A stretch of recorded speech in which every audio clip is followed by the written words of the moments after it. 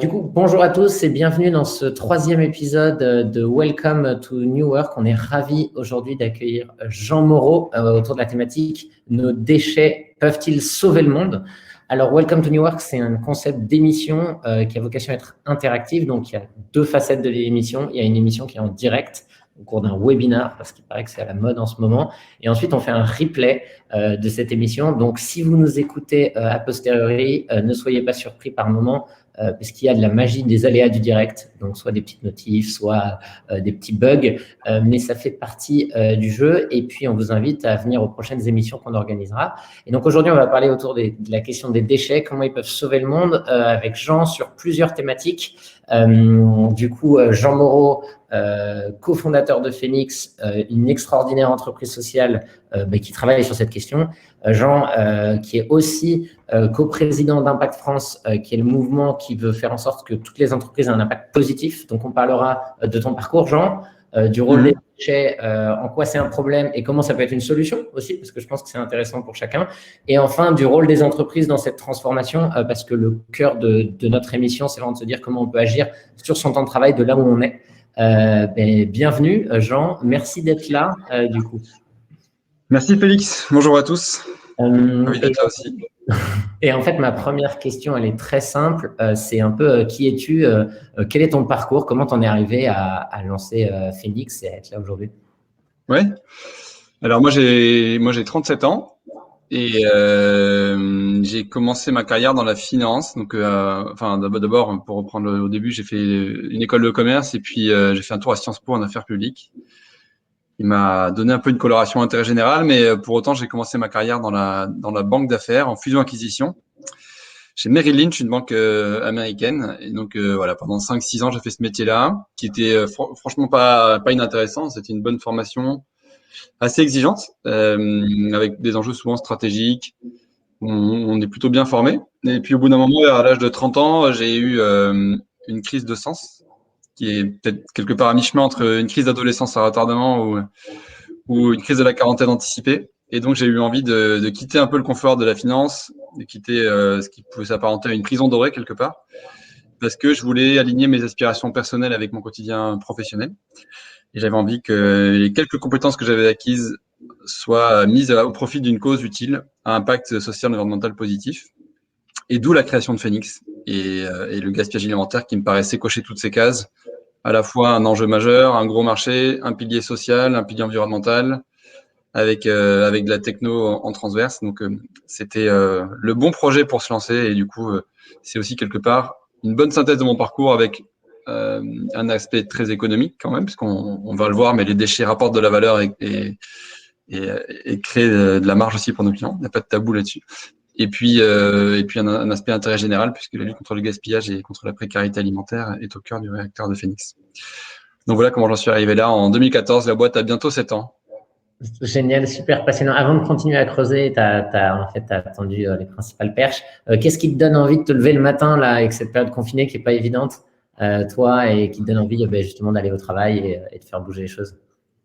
Je pense que c'est le gros avantage des causes à impact positif. C'est qu'on a une mission qui est chouette et qui est quelque part assez autoporteuse, quoi. Donc on n'a pas besoin d'en faire des tonnes sur les valeurs, la mission, parce que on se lève le matin pour sauver des repas, et donc, j'ai même pas dit ce que faisait Phoenix, mais on y reviendra. Donc, on sauve des repas de la poubelle, en gros, après, avec 2-3 solutions différentes, mais le but est de faire de la poubelle l'exception, et de la seconde vie des invendus, notamment alimentaires, la règle. Et donc, cette mission-là, elle donne le sourire tous les matins, et en plus, a fortiori dans la période actuelle, on sent qu'on a une utilité qui est malheureusement d'autant plus forte, avec la hausse de la fréquentation dans les banques alimentaires et puis la baisse de pouvoir d'achat pour beaucoup de consommateurs. On sent qu'on est au bon endroit au bon moment, et donc ça donne un surcroît de motivation parce qu'on a un rôle qui est d'autant plus décisif.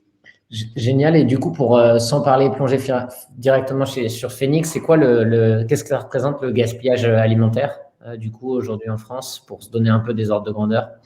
C'est assez colossal. C'est ça qui nous a poussé à nous lancer, nous, c'est qu'au niveau de la planète, on a un tiers de ce qui est produit qui n'est jamais consommé. Donc sur tout le spectre, du champ jusqu'à l'assiette, donc dans l'extraction, la transformation, la logistique, la distribution. et puis la consommation, parce qu'il y a 40% du gaspillage qui se fait chez vous et moi dans les frigos des consommateurs.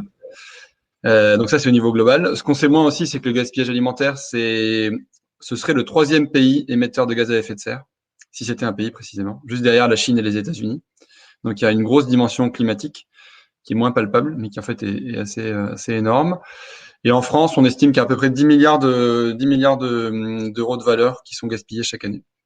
Donc pareil, aux différents maillons de la chaîne, les industriels et les distributeurs. Donc c'est un sujet qui est assez costaud. Nous, on a commencé par s'attaquer à la grande distribution, sous toutes ses formes, hypermarché, supermarché et proximité.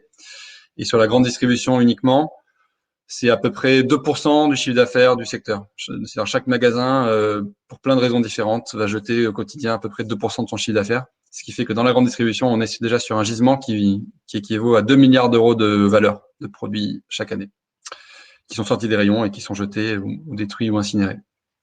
Donc voilà notre combat. D'accord. Et du coup, côté entreprise, parce que là, en fait, ce qui peut être intéressant, c'est un peu de distinguer le côté, peut-être côté entreprise, et peut-être deux types d'entreprises, des entreprises classiques et des entreprises du secteur alimentaire, qui est un peu particulier. Et après, côté salarié/citoyen, si tu as des ordres de grandeur sur chacun des sujets pour un peu savoir les zones de responsabilité ou en fait, où sont les ordres de grandeur. Bah oui, donc la grande distribution qui était notre cœur de cible au départ et qui est toujours un gros contributeur ne pèse qu'en fait que 15% du gaspillage alimentaire. Okay, c'est une cible qui est facile pour les médias, pour les journalistes, etc. Parce qu'on aime bien taper sur la grande distribution, à tort ou à raison d'ailleurs. Hein, et donc ils sont souvent pointés du doigt. Et en réalité, comme je l'ai dit, il y a 40% du gaspillage il y a 85% du gaspillage qui se fait hors distri, donc dans les entrepôts, dans la logistique. Pour donner des exemples un peu concrets, il y a aussi beaucoup de gaspillage en sortie d'usine, directement sur les sites de production. Je sais pas, une marque de yaourt qui va avoir un défaut de production mineur, soit sur le grammage, à la pesée, le yaourt fait 123 grammes au lieu de faire 125 grammes, il n'est pas vendable en l'état.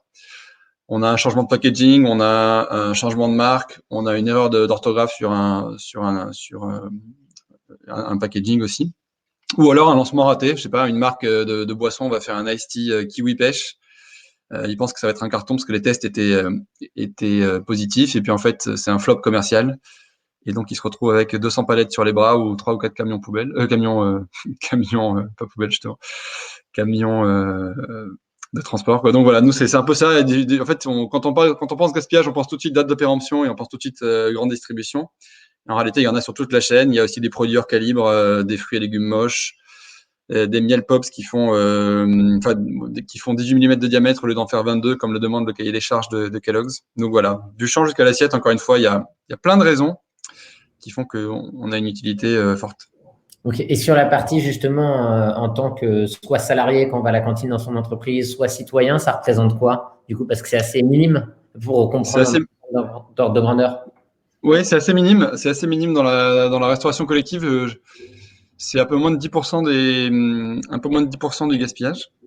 Après, chez les consommateurs, encore une fois, je l'ai dit tout à l'heure, mais dans les frigos, c'est le produit qu'on oublie au fond du frigo. Et donc, la date limite de consommation, la fameuse DLC ou EDLIO est dépassée. Ou alors, on va acheter 6 tranches de jambon, on va en consommer 2 et puis on va laisser le plastique à moitié ouvert dans le frigo et donc les 4 tranches vont être perdues. Donc, ça, c'est 40% du gaspillage. Donc, le consommateur, pour être clair, a un gros impact, voire un impact massif. Après, au niveau des cantines, qu'elles soient scolaires ou cantines d'entreprise, pour le coup, c'est assez marginal. Et nous, on n'a pas encore trouvé la solution pour agir là-dessus. D'accord. Et justement, avant d'en venir à ce que vous faites Phoenix par rapport à ces différents endroits de la chaîne de valeur, c'est quoi les grands problèmes et les solutions qui existent aujourd'hui, indépendamment peut-être même de vous, ce que vous faites Oui. Et pour qu'on comprenne, et où est-ce qu'il y a des endroits où il y a déjà des solutions peut-être, mais qui ne marchent pas vraiment, là où il n'y en a pas du tout. Ok, alors le problème, il est assez simple, hein, c'est que sur ces différents maillons de la chaîne, il y a des produits qui arrivent, comme j'ai dit, en fin de parcours. Et jusqu'à maintenant, dans plein de secteurs, un peu par facilité ou par habitude ou parce que c'était pas un sujet, on préférait prendre le produit invendu, invendable, le mettre à la poubelle et soit mettre un peu d'eau de javel pour qu'il n'y ait pas de glanage dans la poubelle, soit juste faire une collecte classique par un prestataire de déchets traditionnel. Donc un de Richebourg, un Suez, un Veolia, un Paprec, pour ne pas les citer, et puis on emmène ça à la décharge ou en incinération, en enfouissement. Et effectivement, ça prend pas beaucoup de temps, c'est finalement pas si cher. C'est pas très régulé et du coup, c'est la solution de facilité. Et beaucoup de gens se sont dit, notre métier, c'est de vendre et c'est pas de gérer l'après-vente ou la fin de vie du produit. Et donc, nous, tout notre enjeu depuis 5, 6 ans, 7 ans, nous et les autres du secteur, parce qu'on n'est plus tout seul maintenant, c'est de faire comprendre aux entreprises, et notamment et aux contributeurs, aux donateurs, enfin aux émetteurs de déchets et d'invendus, qu'en fait, la fin de vie du produit a encore de la valeur et qu'il ne faut pas la négliger et qu'on peut la rapatrier dans la chaîne de valeur du produit. Et donc, qu'est-ce que ça veut dire? Ça veut dire qu'il y a plusieurs solutions qui existent. La meilleure, elle est assez connue, mais c'est qu'en fait, le meilleur déchet, c'est celui qu'on ne produit pas. Donc, la meilleure solution, c'est quand même de réduire les invendus en amont, en optimisant la production, en optimisant les commandes, les stocks, et en faisant du coup de la prévention. Okay, donc ça, c'est l'étape 1. C'est la plus compliquée aujourd'hui parce qu'il y a beaucoup de ce qu'on appelle du réassort automatique. Donc, il y a beaucoup de commandes qui sont expédiées tous les jours, peu importe la vraie consommation. On envoie les mêmes volumes dans les magasins ou dans les cantines scolaires sans vraiment ajuster en fonction de la demande. Ensuite, une fois qu'on a passé la prévention, et c'est là qu'il y a une majorité d'acteurs maintenant à côté de nous, c'est dans la curation. C'est-à-dire, qu'est-ce qu'on fait du gaspillage une fois qu'il est constaté? Et donc là, je vais dire qu'il y a 4 grands types de solutions pour ces déchets alimentaires. Il y a la revente aux consommateurs. Et donc là, il y a plusieurs applications qui existent, dont la nôtre, mais qui n'est pas la seule, pour que les consommateurs puissent acheter à prix cassé des invendus en fin de vie. Et donc, en général, c'est du J-1 ou du J0. Et donc, les produits sont bradés sur des applications mobiles pour lutter contre le gaspillage tout en sauvant du pouvoir d'achat. Ensuite, à côté du consommateur, on a les assos caritatives. Et donc là, ça veut dire que les invendus alimentaires vont non plus être revendus aux consos en B2C, mais donnés à des assos type Banque alimentaire, Secours catholique, Croix-Rouge, Secours populaire, Emmaüs, Secours islamique et tous les gens qui ont une action sociale auprès des plus précaires. Dans un troisième temps, après les consos et les assos, on bascule le reste, ce qui n'est pas consommable par un être humain. On va toujours éviter de le mettre à la poubelle et en incinération, mais on va le donner à des animaux. Donc un centre équestre, une ferme, un parc animalier, un zoo, un élevage de chiens, une SPA. Et donc voilà, les fruits et légumes moches, le pain racine à rayon Leclerc, les invendus d'une boulangerie, pâtisserie en fin de journée qui sont trop durcis, qui sont plus comestibles par un humain, vont être proposés à des animaux. Et puis dans un dernier temps, et là il y a encore d'autres acteurs qui existent, hein, des moulineaux, je sais plus comment il s'appelle, Take Your Waste, Love Your Waste, pardon, qui vont faire du compost ou de la méthanisation à partir de ces invendus résiduels. Donc en fait, les produits alimentaires en voie de putréfaction vont être récupérés et on va en faire du biogaz, de l'énergie à partir de ça. Donc voilà, normalement, avec ces 4 solutions, des consommateurs, des assos, des animaux et puis de l'énergie, du compost ou du biogaz, on doit pouvoir à terme arriver à vider les poubelles, notamment les poubelles de déchets organiques, les poubelles de biodéchets, et arriver à mettre en place ce qu'on appelle l'économie circulaire, où les déchets des uns sont la matière première des autres, et les déchets en tant que tels n'existent quasiment plus. Et donc, c'est vraiment la vision qui est défendue sur le visuel de la conférence du jour, c'est-à-dire que les déchets sont une ressource, et plus seulement une contrainte, une source de coût, une source de problème. Les déchets deviennent une richesse et un peu la matière première de demain. C'est hyper intéressant. Et du coup, ce que tu évoques, c'est que l'enjeu principal, il est dans la première phase, en fait, de produire la juste quantité. Là où il y a deux, ça fait quand même, ouais, absolument. Ça fait 7 ans qu'on a les 2 pieds dans les déchets, les 2 mains dans les poubelles. Et donc pour moi, j'en retire 2 enseignements. Effectivement, le premier, c'est que dans un premier temps, c'était très bien de faire ce qu'on est plusieurs à faire, c'est-à-dire de la curation, et donc d'être réactif, efficace et rapide pour replacer les invendus une fois qu'ils sont constatés. Et c'est là que la tech et les solutions digitales comme une application, une plateforme de dons alimentaires, comme ce qu'on fait nous, est utile parce que c'est des produits qui doivent être replacés rapidement. C'est du J-1 au J0. D'où l'utilité de la tech pour aller très vite. Et mais la vraie fin du game, comme on dit, la vraie fin de l'histoire, c'est plutôt d'aller à la source et de tarir la source des invendus en amont. Et donc à terme, grâce à la data qu'on aura tous emmagasinée, on pourra aider nos clients à produire mieux, à commander moins et à ajuster l'offre et la demande de façon plus proche et plus optimale. Donc ça, c'est le premier gros enjeu. Et le deuxième enjeu que je vois maintenant qu'on a 7 ans de recul, c'est que paradoxalement, il y a presque plus d'offres d'invendus que de demandes. Et donc, il y a un déséquilibre qui se voit sur l'alimentaire, mais aussi sur le non-alimentaire. Et donc, aujourd'hui, il y a quelques filières bien structurées, comme l'aide alimentaire, avec des gros acteurs capables d'encaisser des gros volumes. Les consommateurs aussi, c'est une filière qui commence à être bien structurée, parce qu'on est plusieurs à avoir évangélisé le marché des applis anti-gaspi. Donc là, il y a de quoi encaisser des volumes conséquents. En revanche, sur les deux derniers piliers que sont l'alimentation animale ou les biodéchets, biogaz, bioénergie, enfin compost méthanisation, pardon, c'est beaucoup plus exploratoire, c'est pas complètement structuré. Et du coup, il y a un enjeu pour moi et pour les entrepreneurs qui voudraient se lancer sur ce sujet-là, qui est plutôt sur les filières aval. Comment structurer des filières costauds qui puissent tenir la charge de gros acteurs contributeurs. C'est super intéressant. Il y a une question de Johan qui demande quelle est la législation aujourd'hui? Est-elle suffisante en fait pour booster ces sujets ou pas? Et en fait, en mirant ça, quel est le rapport de la France en fait entre la France, les autres pays? Je sais que sur Phoenix, vous êtes dans plusieurs pays. Enfin, ça peut être très intéressant.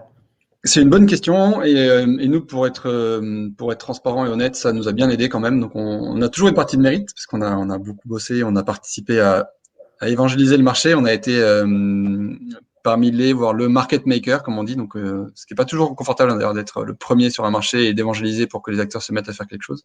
Mais derrière, on a eu un vent favorable et on a eu beaucoup de vent dans le dos avec au moins trois choses. Alors la première, c'est la fiscalité, c'est la fiscalité favorable. Ouais. Donc on parle de la législation et il y a un dispositif qui date de la loi Coluche, donc de 81, qui nous a bien aidé, qui veut qu'en fait un don d'invendus alimentaire, c'est considéré comme un soutien à la solidarité et donc c'est défiscalisable pour l'entreprise qui donne. Et à hauteur de 60% de la valeur en stock. Donc si une entreprise donne pour 1 000 € de briques de lait au Resto du Cœur via la plateforme Phoenix, l'entreprise peut récupérer sur son impôt sur les sociétés 600 €, ok, 60% de la valeur en stock. Donc, c'est ça qui fait que ça a bien marché chez nous, c'est le côté carotte. Le législateur, l'État, récompense les comportements de solidarité vertueux et anti-gaspillage. Donc, non seulement l'entreprise qui donne ne paye pas pour détruire, elle économise quasiment 180 € de coûts de destruction, donc elle fait de la réduction de coûts pure, puisque les produits ne sont pas mis à la poubelle. Et deuxième chose, elle récupère de la fiscalité. Et donc, nous, au passage, on prend une commission. Donc, ça, c'était le premier pilier qui nous a bien aidé, c'est la fiscalité incitative. Et après, plusieurs années plus tard, en 2016, sous l'égide d'un député qui s'appelle Guillaume Garot, qui était à l'époque ministre délégué de l'Alimentation et à l'Agriculture, est apparu le volet, non pas la carotte, mais le bâton, donc le volet plutôt répressif. Et il y a une loi anti-gaspillage qui a été promulguée en 2016, qui veut que dans toutes les surfaces de vente de 400 mètres carrés et plus, donc tous les petits magasins de proximité type La Vie Claire, Franprix, Bio C'est Bon, Biocop, et plus gros évidemment, on n'a plus le droit de détruire de la nourriture qui est encore consommable. Sous peine non plus d'une récompense, mais d'une amende qui est de 3 750 € par infraction constatée. Donc en gros, si un contrôleur des douanes ou de la DGCCRF, la répression des fraudes, vient dans les poubelles d'un magasin et constate des produits encore valables par rapport à la date de consommation, le magasin en question et son directeur sont sous le coup de quasiment 4 000 € d'amende par infraction constatée. Donc voilà, on avait déjà une grosse carotte à laquelle le législateur a rajouté un bâton, qui fait qu'en fait on a avancé très vite et qu'en plus de ça, le sujet est devenu un sujet de société avec beaucoup de bruit médiatique, beaucoup de pression sociétale et du coup on a été porté par tout ça et la France, pour finir, a effectivement, et on peut s'en féliciter, pour une fois que la France a de l'avance, a un gros temps d'avance sur les pays européens. On est en pointe sur le gaspillage alimentaire et on est le premier pays à avoir mis en place cette loi qui depuis a été diffusée en Italie, en Pologne, qui est en discussion, qui a été aussi mise en place en Belgique et qui est en discussion dans quelques autres pays. Donc la France a de l'avance. Ok, super intéressant. Et quel a été, du coup, deux questions liées à ça. C'est quel a été, votre rôle au sein de Phoenix ou d'autres acteurs d'entrepreneurs associés dans le changement de la loi? C'est, en tant qu'entrepreneur social, une de ses raisons d'être, c'est de disparaître quasiment. Et en fait, la loi a un rôle extrêmement important. Ça rend la contrainte obligatoire. Donc, ça crée des marchés, ça contraint à certaines pratiques. Et la deuxième question, c'est dans quelle mesure ça a vu l'effet entre le changement de loi et l'accélération des pratiques que tu as pu observer. C'est intéressant d'avoir ces deux témoignages. Alors, la première question, c'était sur en quoi on doit disparaître à terme, hein, c'est ça? Non, quel a été votre rôle dans le changement du coup Nous, le rôle de changement, il y a deux choses. La première, c'est que sur la loi, on a contribué, puisque à l'époque, il y a eu donc un pacte national de lutte contre le gaspillage alimentaire, donc plusieurs sessions de réunion au ministère de l'Agriculture avant de déboucher sur la loi, où le ministère a auditionné les assos d'aide alimentaire classiques, des assos représentatifs des consommateurs, pardon, comme France Nature Environnement ou même Que Choisir, et puis des distributeurs, des industriels de l'agroalimentaire, des agriculteurs, des fédérations de commerce, de détail. Donc on était tous autour de la table pour dire, OK, il y a un sujet de société qui est le gaspillage alimentaire, qu'est-ce qu'on peut faire tous ensemble? Et donc à l'époque, on était déjà plusieurs acteurs à être positionnés là-dessus. Donc nous, on a apporté notre pierre à l'édifice, on a fait un retour de terrain et on a contribué à l'émergence de la loi. Donc c'est un travail d'influence et de lobbying, hein, pour être clair, mais au service d'une cause qui est chouette. Et on était content que ça débouche sur la loi, même si on est plutôt pour le volet récompense que pour le volet répressif, mais de manière générale, c'est plus notre philosophie, mais bon, quand il y a les deux, à la limite, ça fait pas de mal. Et deuxième chose, quel est notre rôle? Nous, et c'est la raison d'être de Phoenix à l'origine, hein, on a rien inventé. Donc, on n'a pas inventé l'aide alimentaire. Coluche, les Restos du Cœur, la Banque alimentaire nous ont pas attendus pour faire des collectes en magasin ou dans les usines. C'est juste qu'on s'est aperçu qu'en fait, c'était pas toujours très bien fait. En tout cas, c'était une bonne pratique, mais qui n'était pas généralisée, qui n'était pas digitalisée et qui était souvent assez artisanale. C'est-à-dire que les associations d'aide alimentaire font un super travail de terrain, et sans elles, on serait nulle part, enfin, on n'existerait pas.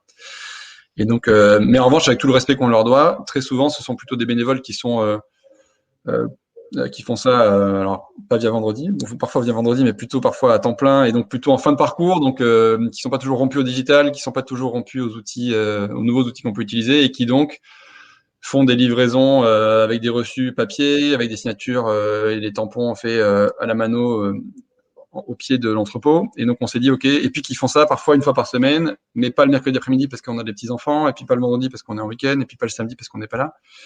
Et donc on s'est dit cette pratique qui est super et qui devrait être la norme, aujourd'hui elle n'est pas standardisée, elle n'est pas déroulée proprement. Et donc on va se proposer d'être une sorte de banque alimentaire 2.0 pour non pas se substituer à ces gens-là, mais au contraire les aider à faire ce métier-là, cette activité-là, de façon plus efficace, plus systématique, et que les collectes alimentaires ne soient plus la norme, mais ne soient plus l'exception, mais soient la norme, et que ce soit fait partout avec une plateforme qui, en 3 clics, permet de proposer les invendus, les réserver en ligne, signer le reçu, le bon de livraison et le reçu CERFA, le reçu fiscal qui va avec. Et pour le côté magasin aussi, pour pouvoir éventuellement faire des retraits rappels si jamais un jour il y a un pépin sanitaire sur un produit. Donc voilà, on a fait ce qu'on appelle de l'innovation incrémentale, repérer une bonne pratique qui est améliorable et lever progressivement toutes les frictions opérationnelles pour que la générosité, le don alimentaire soit aussi simple que la poubelle et que du coup, il n'y a plus de raison de ne pas le faire. C'est très très clair et super inspirant. Il y a une question qui était très intéressante dans le chat sur justement, et elle peut être double. C'est est-ce que vous, Phoenix, vous intervenez en amont de la chaîne et surtout aussi, est-ce que le bâton en question, c'est une question de Yacine, et du coup c'est la répression pour les entreprises, il existe aussi en amont de la chaîne dans les usines et il est pratiqué dans les usines là où tu as évoqué qu'il y avait pas mal de gaspillage aujourd'hui, enfin que c'était une partie importante. Alors, nous, on a. Ce que je peux répondre à ces questions-là, c'est que nous, on remonte la chaîne progressivement. Parce que, comme je l'ai dit au départ, parce qu'il fallait qu'on soit focalisé, on a fait essentiellement de la distribution, sous toutes ses formes, hein, hyper, super et magasin de proximité. Il y a 1 an, Danone nous a rejoint dans l'aventure Phoenix. Et le fonds de Danone a investi chez nous, le fonds Danone Manifesto Venture. Et donc, pourquoi? Pour qu'on remonte d'un cran la chaîne de valeur et qu'on soit plus seulement dans la distribution, mais qu'on aille aussi chercher les invendus et qu'on aille accompagner les acteurs de l'industrie agroalimentaire directement sur les chaînes de production et dans les usines. Donc oui, maintenant, on remonte la chaîne de valeur et on va quasiment à la source. Pas encore jusqu'à l'agriculteur, mais en tout cas dans les usines. Donc ça, c'est une première réponse. Par contre, ce qu'on ne fait pas encore, pour être transparent, c'est d'aider nos clients. On est toujours dans la curation. Et pour l'instant, on multiplie les canaux de curation. Donc au départ, on faisait que du don alimentaire. C'était notre service unique. Et pendant 4-5 ans, on proposait à tous nos clients de généraliser le don alimentaire et de le digitaliser, comme je l'ai dit. Depuis 2 ans, on a rajouté les consommateurs avec 2 choses. Une appli mobile grand public, donc l'application Phoenix, qui permet à tout le monde de racheter des invendus à prix cassé. Donc on a fait rentrer le consommateur dans la démarche. Et on a aussi créé un réseau de magasins qui s'appelle les épiceries Nous Anti-Gaspi. On a maintenant 14 magasins un peu partout en France qui font de l'achat-revente de produits moches, hors calibre, difformes. C'est une sorte de réinvention du déstockage. Donc voilà, on a 2 gros blocs consommateurs qui sont nouveaux chez nous. On a toujours nos assos caritatives et puis on a branché aussi des animaux en aval. Donc voilà, nous ce qu'on a fait, c'est cette direction-là. On a diversifié nos canaux de valorisation en aval pour passer d'une solution uniquement tournée asso vers une solution multi-valorisation. Et ce que dit Yacine, c'est ce qu'on veut faire à terme, c'est-à-dire utiliser toutes les données qu'on a, toutes les datas, pour aider nos clients à mieux piloter en amont. C'est-à-dire que si, par exemple, un Intermarché s'aperçoit que sur la plateforme Phoenix ou sur l'application Phoenix, ça fait 2 mois d'affilée que tous les lundis matins, il revend ou il donne des yaourts à la fraise de telle référence, on va mettre une alerte pour dire, regardez, cette référence, elle se vend pas très bien. Donc, plutôt que de la donner ou de la revendre à prix cassé, on va essayer de vous accompagner sur faire moins de commandes en amont. Mais ça, je ne veux pas mentir, on pourrait dire qu'on a mis en place des algorithmes avec de l'intelligence artificielle et du big data et que c'est des machine learning et que ça se fait tout seul. Mais à date, peut-être dans 5 ans, mais pour l'instant, on ne sait pas faire. Ok, c'est super clair. Et du coup, là-dessus, juste pour revenir sur la question de la loi, est-ce qu'il y a une loi sur le gaspillage alimentaire dans les usines, les entrepôts ou pas du tout aujourd'hui? Non. Pour l'instant, la loi elle était centrée historiquement sur la distribution. Et ensuite, elle a été étendue il n'y a pas longtemps dans un projet de loi qui s'appelle EGalim, État généraux de l'alimentation, aux cantines scolaires et aux cantines des entreprises, mais pas encore chez les industriels. C'est en discussion, mais ce n'est pas encore fait. Parfait, c'est hyper clair. En fait, tu as pas mal parlé en filigrane de Phoenix. Et peut-être ce qui peut être intéressant, c'est ce que tu disais en quelques chiffres, ce que vous représentez aujourd'hui sur ces différents maillons de la chaîne. En fait, maintenant que c'est bien clair entre les associations, les consommateurs, les épiceries, l'animalier.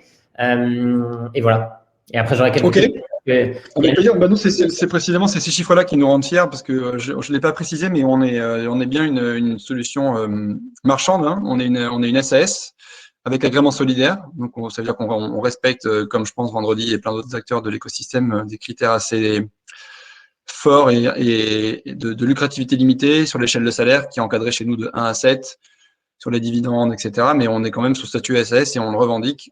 Et on trouve qu'il n'y a aucune contradiction là-dedans. Bien au contraire. Donc, on a des chiffres qui montrent qu'on marche sur 2 jambes, une jambe impact et une jambe croissance, ambition, rentabilité de start-up classique, disons. Donc, en gros, en 6 ans, on est passé de 0 à 15 millions d'euros de chiffre d'affaires. On a créé 200 emplois au passage. Donc, c'est pas un peu partout en France. On a un essaimage territorial qui est assez dense, dans une vingtaine de villes en France. On a sauvé de la poubelle 150 millions de repas. Et on est sur un rythme quotidien là où on sauve tous les jours 120 000 repas de la poubelle sur nos différents canaux, l'application, où maintenant on a 1,6 million de téléchargements, les assos caritatives, où on a 1400 associations partenaires, et les animaux, c'est encore assez marginal, mais on a des filières animales dans une 50aine de magasins maintenant, et ça devient progressivement aussi une belle nouvelle corde dans notre arc. Donc voilà, en gros les chiffres. Et sur les épiceries, nous, anti-gaspi, on a maintenant 14 magasins qui font chacun autour de 2 millions d'euros de chiffre d'affaires. Donc, c'est devenu un beau bébé. C'est ce qu'on appelle de l'intrapreneuriat. C'est-à-dire que c'est une filiale qui a été créée en interne de 0 avec 2 salariés Phoenix et qui est devenue maintenant une start-up dans la start-up. Et c'est aussi une belle histoire. Et il y avait une question de Xavier sur votre business model. Qui paye quoi? Alors, c'est une bonne question. Donc, nous, comme je l'ai dit, on a 3 solutions en aval. On a les consommateurs, les assos et les animaux. La philosophie de base, c'est que Phoenix prend une commission. Okay, on a un modèle de place de marché. Donc, on prend une commission sur les volumes qui transitent par chez nous. Donc, sur les paniers anti-gaspi sur l'application, on prend grosso modo 1 euro par panier. Donc, la vie claire va proposer pour 15 euros de panier, de produits dans un panier qui sont vendus à 5 euros. Nous, on prélève 83 centimes en réalité et on verse 4,20 euros en magasin en fin de journée. Donc, c'est un système de microtransactions. Ça, c'est sur l'application Phoenix. Ensuite, sur le don alimentaire, on prend une commission aussi qui est de l'ordre de 15% de la valeur des produits, qui couvre ce que j'ai dit tout à l'heure, c'est-à-dire la réduction de coûts et la fiscalité avantageuse. Et donc, les produits sont gratuits pour les assos. Le magasin qui donne ou l'entreprise qui donne ou l'industriel qui donne transforme un centre de coût en centre de profit, fait un geste solidaire sur lequel il peut communiquer et sur lequel il a une fierté aussi RSE très claire. Et nous, au passage, on prend une commission pour organiser tout ça, donc c'est gagnant, gagnant, gagnant. Et sur l'alimentation animale, c'est la même chose, sauf qu'il n'y a pas le volet défiscalisation, il y a juste le volet réduction de coûts. Donner une palette d'invendus à une ferme, ça coûte 0. Et c'est mieux que de payer 180 euros à un prestataire de déchets qui va emmener ça dans le centre de tri du coin. Voilà notre modèle économique. C'est très très clair. Et du coup, par rapport à ce que tu as évoqué, parce qu'il y avait une question sur est-ce que vous visez de remonter plus sur les industriels, vous allez le faire peut-être plus par la data ou de les aider par rapport à ce qui est observé via en fait vos distributeurs. En fait, c'est un peu de l'impact indirect que vous souhaitez avoir. C'est ça ou pas pour reprendre la question de Oui, l'impact que vous souhaitez? Ouais. oui, c'est ça, c'est ça. C'est-à-dire on a maintenant on a un échantillon assez représentatif. On a quasiment 6000 commerces partenaires. Donc de différentes marques, de différentes tailles, et donc on sait très bien quelles sont les références qui se vendent le mieux, quelles sont les références qui se vendent mal, quels sont éventuellement les pics de saisonnalité. On a aussi pas mal de saisonnalité chez Phoenix. On va voir en janvier beaucoup de chocolat, de calendrier de l'Avent, de foie gras, etc. Les restes de Noël. À Pâques, c'est pareil. Et puis l'été, il y a des transferts de population. Donc voilà, bref, il y a des choses qu'on peut anticiper. On n'est pas encore équipé pour le faire, mais on y pense de façon Il y a deux questions qui sont assez intéressantes. Une pour le volet en fait entreprise et l'autre pour le volet citoyen. Sur le volet entreprise, c'est du coup comment vous avez réussi, enfin dans quelle mesure vous aidez vraiment vos clients à ensuite réduire et à passer sur une approche de plus en plus zéro waste en fait sur ces acteurs de l'alimentaire. Et en fait, quels sont les facteurs clés de succès qui font que ces clients en fait y arrivent effectivement, puisqu'en fait il y a énormément de personnes dans le maillon de la chaîne entre, j'imagine, les grands partenariats que vous mettez en place, les responsables de magasins locaux et après les nombreux salariés aux différents postes, en fait, qui sont très nombreux. Et c'est du coup, qu'est-ce qui fait que ça fonctionne dans certaines enseignes et moins dans d'autres? Et je pense que c'est une interrogation qui est extrêmement riche puisqu'elle peut, en fait, être utilisée sur d'autres sujets de transformation sociale et environnementale. Alors, c'est une bonne observation. Donc, nous, on a deux types de clients. Ok, on a des enseignes qui sont très intégrées. Je sais pas, comme par exemple Carrefour, Franprix, le groupe Casino. Et donc là, c'est de la vente, c'est du cycle de vente long que vous connaissez peut-être aussi chez Vendredi. C'est-à-dire, c'est du grand compte, quoi. Donc, il faut aligner plusieurs interlocuteurs. Très souvent, on peut rentrer par la porte de la RSE, de l'innovation, du développement durable, parfois de la communication, ou des achats, ou de la logistique. Bon, bref, on trouve une porte d'entrée, quoi. Ensuite, vu que c'est un sujet qui est transverse, puisqu'il y a, comme je l'ai dit, il y a un enjeu achat, approvisionnement, il y a un enjeu marge, il y a un enjeu communication, un enjeu RH, un enjeu RSE. Souvent, il faut comme ça aligner plusieurs parties prenantes. Donc, c'est des cycles de vente qui peuvent prendre au bas mot 12, 18 mois, parce qu'il faut que tout le monde soit d'accord, que tout le monde s'y retrouve et que tout le monde donne son feu vert pour avoir le droit de faire un pilote sur 1, 2, 3 magasins test. Si le pilote est une réussite, on étend à 15, 20, 50 magasins, et puis ensuite on a un contrat cadre qui peut dérouler sur une centaine de magasins. Donc ça, c'est une première approche.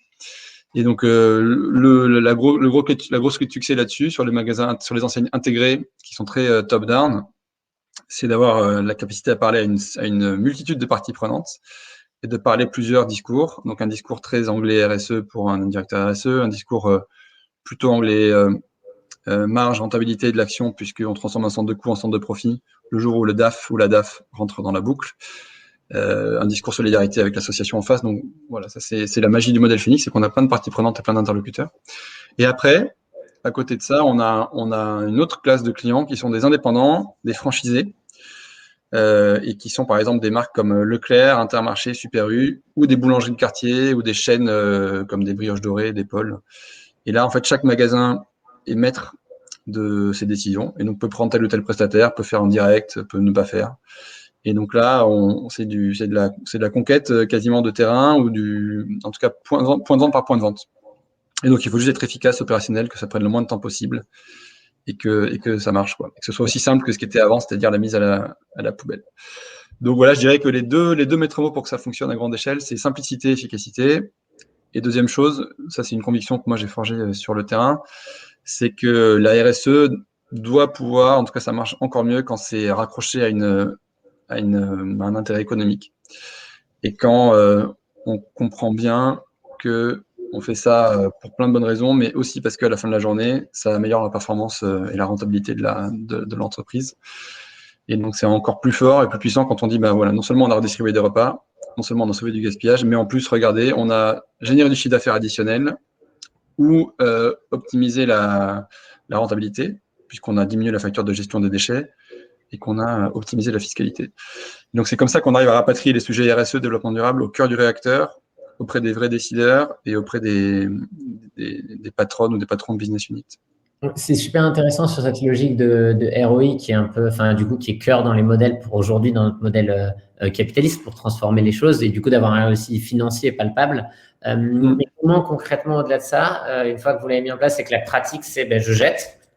Et en fait, vous arrivez avec une appli, vous dites comment vous faites le change culturel? Parce que, enfin, je me doute que c'est un défi, surtout que c'est des organisations avec beaucoup d'employés, des gens qui tournent beaucoup, un très gros turnover, enfin, je suppose sur ces métiers aussi. Et du coup, comment vous Mm. faites pour se dire, en fait, on a transformé la façon de faire? Entre avant, on jetait tout, à, je fais un très gros résumé parce que c'est pas le cas, à on utilise une solution qui nous fait gagner du temps. Oui, oui, c'est clair. Non, mais c'est un résumé, mais tu as raison de le préciser parce que parfois, pour simplifier le discours, on a tendance à caricaturer, mais il y a beaucoup de magasins qui ne nous ont pas attendus pour faire du don alimentaire ou pour gérer les invendus intelligemment. C'est juste que, comme je le disais, c'est pas toujours systématisé, fait de façon aussi pro que le reste. Et donc, nous, comment on fait pour changer les mentalités? Ça fait partie du gros cœur de métier et cœur d'expertise de Phoenix. C'est qu'on n'est pas qu'une boîte tech, on est une boîte qui mêle de la tech et de l'humain, de la formation, et donc c'est pour ça qu'on a 200 personnes. On n'est pas que des développeurs et des téléprospecteurs, grâce à Dieu.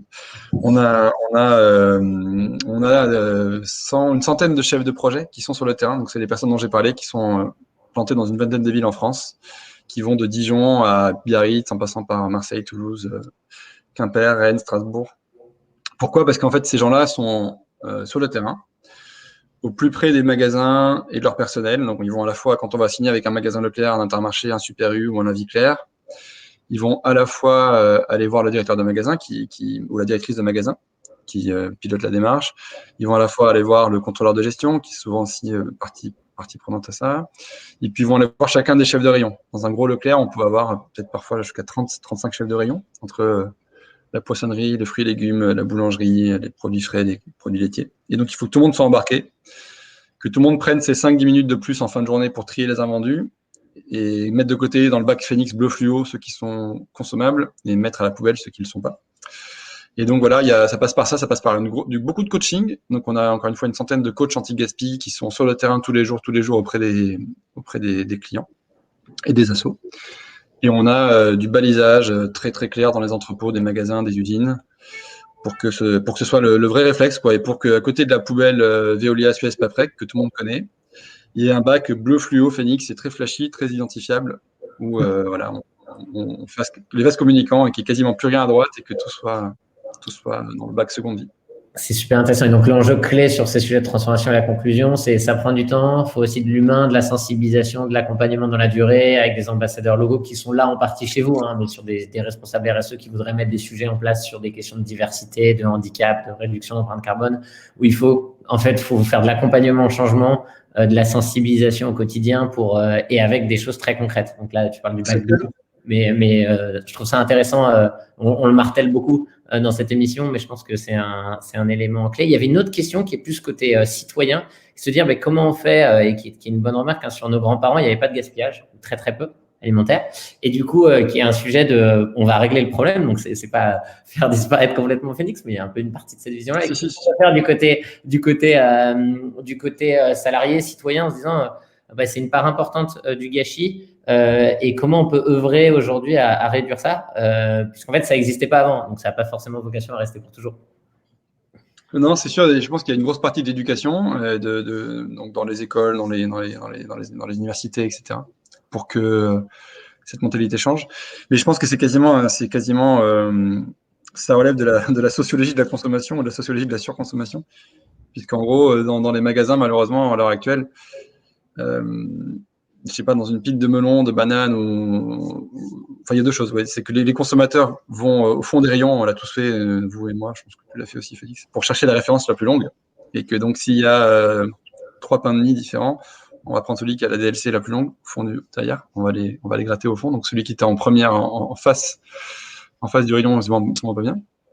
Deuxième chose, pareil, on n'aime pas récupérer les derniers fruits d'un bac. Il faut toujours qu'il soit en plénitude et qui soit avec des beaux fruits. Et donc les fruits difformes, les fruits moches, les fruits un peu pourris sont encore un peu ragoûtants, quoi. On n'a pas changé de perception par rapport à des bananes trop mûres ou à des pommes un peu flétries.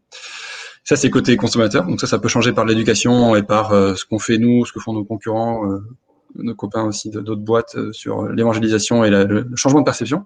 Et après, côté entreprise, donc distributeur ou producteur, c'est pareil, je pense qu'on fait face à une sorte de conflit d'intérêt ultime qui est que le distributeur aura toujours plus peur de la rupture de stock que du gaspillage.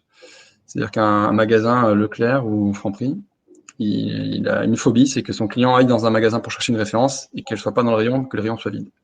Et donc, il préfère avoir ces 1 à 2, 3% de casse et de démarque marginale plutôt que d'avoir déçu et donc perdu un client qui ira dans le magasin d'en face parce qu'il n'a pas trouvé, il est tombé sur un rayon vide. Donc voilà, c'est ces choses-là qu'il faut changer des deux côtés de la balance, côté conso et côté producteur, distributeur. Et si on arrive à faire ça, je pense qu'on reviendra effectivement à l'état d'esprit de nos grands-parents qui retravaillaient les restes et qui faisaient que du bon sens en fait. Donc voilà, je pense qu'on s'est perdu pendant quelques générations, mais on va retomber sur nos pattes. C'est super intéressant et ça recoupe avec l'importance peut-être du politique, du culturel sur comment on fait changer les mentalités. Donc là, tu parlais de l'école, l'université, des campagnes publicitaires. C'est par l'État pour dire justement finissez vos restes et achetez ce dont vous avez besoin. Parce qu'en fait, ça recoupe dans cette logique-là. Et même de dire, en fait, on peut être content dans le supermarché s'ils sont à bout de, entre guillemets, ils n'ont pas une référence et ils en proposent une autre. Et en fait, se dire, c'est pas grave si on n'a pas exactement ce qu'on était venu chercher. Et c'est un changement culturel assez profond. En fait. Super intéressant. Peut-être si tu avais un conseil très pratique à donner à quelqu'un qui dit je veux travailler là-dessus à titre perso, en fait, sur le gaspillage alimentaire. Et puis on a pas mal de responsables RSE qui disent bon, c'est peut-être on a vu, c'était pas un sujet énorme, le gaspillage alimentaire dans les entreprises, mais ça existe un peu. Ce serait quoi le one call to action là-dessus? Je pense qu'il faut choisir sa bataille parce que le gaspillage, de manière générale, qu'il soit alimentaire ou non alimentaire, mais le gaspillage alimentaire en particulier, c'est un champ qui est en friche et du coup, il y a beaucoup de possibilités. Okay, il y en a sur toute la chaîne, comme je l'ai dit. Et donc, nous, quand on s'est lancé, on a été face à ça. On était tenté d'aller batailler sur le gaspillage dans les champs, le gaspillage dans les usines, le gaspillage dans les cantines scolaires. Et en fait, on a passé peut-être les 2 premières années à dire, OK, ça, c'est pas nous, ça, c'est plus tard, ça, c'est nos concurrents, là, on n'est pas bon, là, il n'y a pas de sujet, là, c'est fait en direct, pas besoin d'intermédiaire.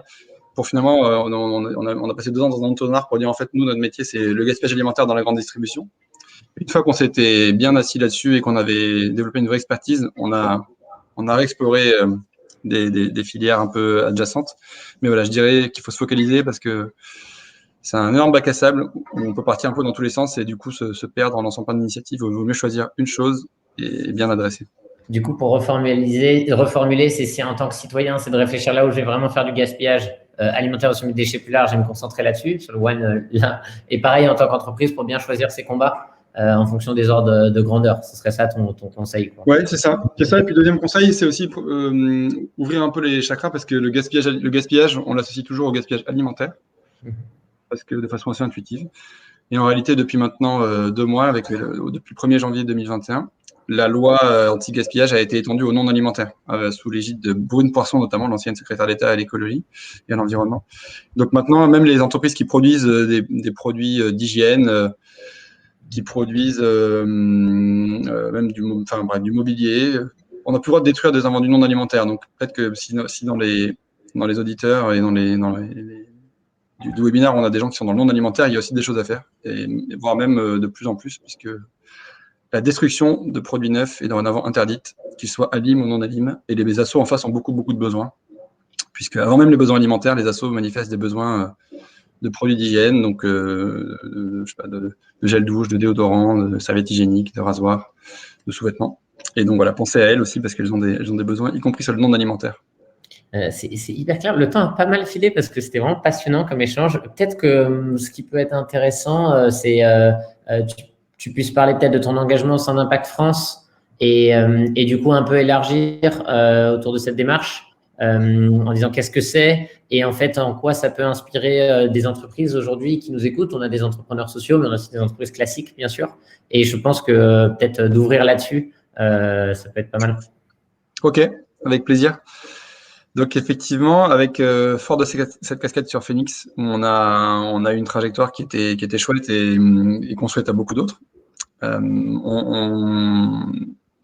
J'ai avec Eva Sadoun, qui est la fondatrice de Lita.co, On a fait ça en 2 étapes, mais on a d'abord pris la coprésidence d'un réseau qui s'appelle Tech for Good France, dans lequel Vendredi est très actif, avec notamment Julien, votre CTO, où en gros on promeut les solutions comme la vôtre ou comme la nôtre, où le digital et la tech est mis au service pas seulement de l'hypercroissance, de la rentabilité, du chiffre d'affaires, mais aussi des ODD.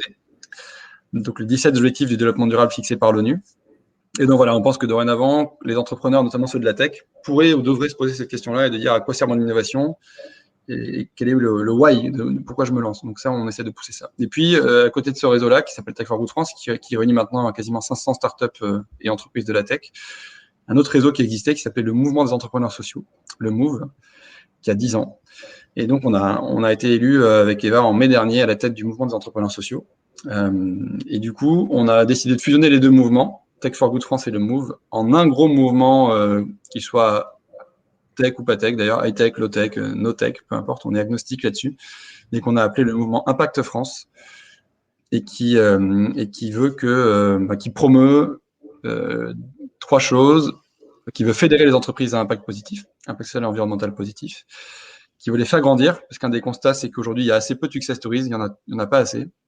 Et que plus il y aura de Vendredi, plus il y aura de Phoenix, plus il y aura de Recyclivre, plus il y aura de Microdon, plus il y aura d'Ares, d'Unicité, et mieux on se portera. Donc il faut montrer, donner à voir des belles histoires et en constituer de nouvelles. Donc on veut que les plus gros tirent les petits vers le haut.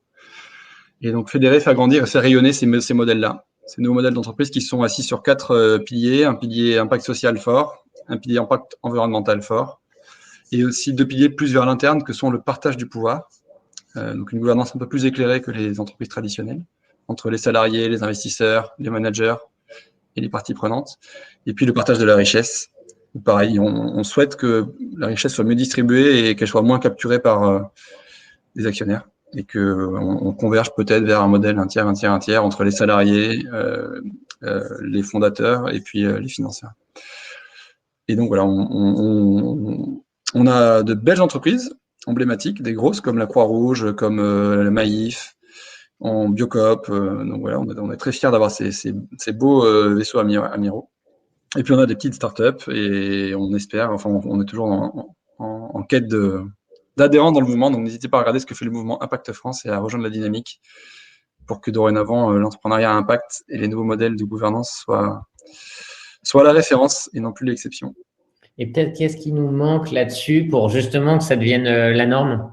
Et peut-être qu'est-ce que vous faites chez Impact France pour faire bouger les choses? Et troisième question à tiroir, et qu'est-ce qu'en fait des dirigeants ou des salariés aujourd'hui qui nous écoutent peuvent faire justement pour faire bouger leur entreprise dans cette direction? Alors, ce qui nous manque, il y a 2 choses. Je pense que c'est, comme je l'ai dit, c'est des exemples inspirants. Pour l'instant, on est encore trop dans la dichotomie où on se dit, bah, soit c'est une boîte à impact positif, et du coup, ce sont un peu des hurluberlus qui prêchent dans le désert ou qui sont des militants. Et donc, on a encore du mal à comprendre qu'en fait, ces sujets-là ne sont pas en opposition et qu'on peut tout à fait avoir une mission à impact social environnemental vertueuse tout en créant une structure solide, peu importe sa forme, qu'elle soit associative, coopérative, SAS, peu importe. Mais donc, voilà, sortir de la dichotomie ONG, non-profit, vertueux, versus boîte capitaliste traditionnelle qui pollue et qui traite mal les salariés. Et que voilà, il y a une nouvelle génération qui émerge au milieu et qui prend le meilleur des 2 mondes, l'efficacité à droite et puis les valeurs et la mission à gauche. Donc ça, c'est une première chose. Et donc, il faut qu'il y ait plus d'exemples inspirants, et plus de belles trajectoires qui donnent envie et qui montrent que c'est possible et souhaitable. Et deuxième chose, il faut que le cadre réglementaire évolue. Donc ça, on y travaille avec Impact France, en faisant du lobbying, de l'influence, avec notamment un outil qu'on a appelé l'Impact Score, qui vise à quantifier un peu le reporting extra-financier sur une douzaine de thématiques. Et donc, toutes les entreprises peuvent aller sur l'Impact Score, tester un peu leur impact, et après s'inscrire dans une dynamique d'amélioration continue et de progrès d'année en année. Donc voilà ce qu'on fait. On fait évoluer les choses, et on essaye aussi, dernière chose, que certains financements soient fléchés avec des contreparties d'impact. Je pense notamment aux prêts garantis par l'État, au plan de soutien, au plan de relance. On aurait aimé que ce soit encore plus fort que ça, mais que les aides publiques et parapubliques soient conditionnées à des efforts de transition écologique et sociale.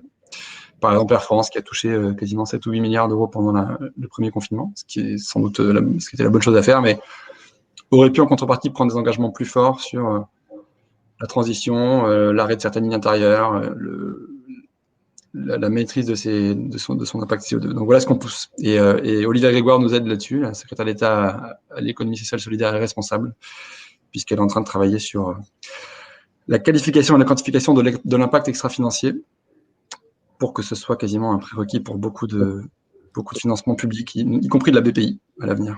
Et je pense que c'est essentiel, et on revient à la question de la carotte et du bâton qui ont fait changer les choses sur la question des déchets. Et du coup, quels sont les 2-3 bâtons qu'il faudrait mettre en place, ou les 2-3 carottes là-dessus on est toujours dans la théorie du nudge, donc très peu de choses qui font un effet de changement de système.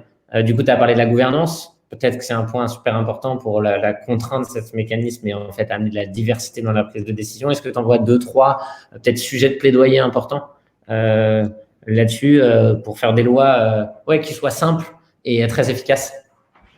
Nous, il y a 2 choses. Il y a la transparence. Donc, on pense que c'est déjà un très bon premier pas. Okay. Toutes les boîtes ne peuvent pas changer du jour au lendemain sur l'inclusion, la diversité, le handicap, l'échelle de salaire, etc. Notamment les grosses boîtes du CAC 40 ou du SBF 120, on sait que on n'est pas non plus complètement à l'ouest, donc on sait que ça se fera progressivement. Mais déjà, si on s'inscrit dans une démarche de transparence en disant, voilà, aujourd'hui à date, mon point de départ, quelle est ma grille de salaire telle quelle, quel est mon indice d'égalité homme-femme, mon indice diversité, mon bilan carbone, scope 1, scope 2, scope 3.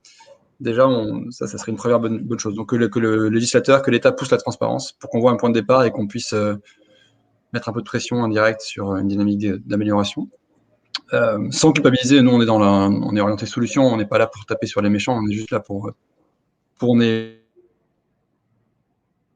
et donc on est les pionniers les plus motivés et les mieux embarqués, mais l'État doit jouer le rôle de voiture-balai et prendre ceux qui traînent et les ramener vers nous. Donc, par la transparence, ça peut se faire. Par ce que j'ai dit sur les financements publics qui pourraient être fléchés ou en partie conditionnés à des engagements forts de diversité et d'impact social et environnemental.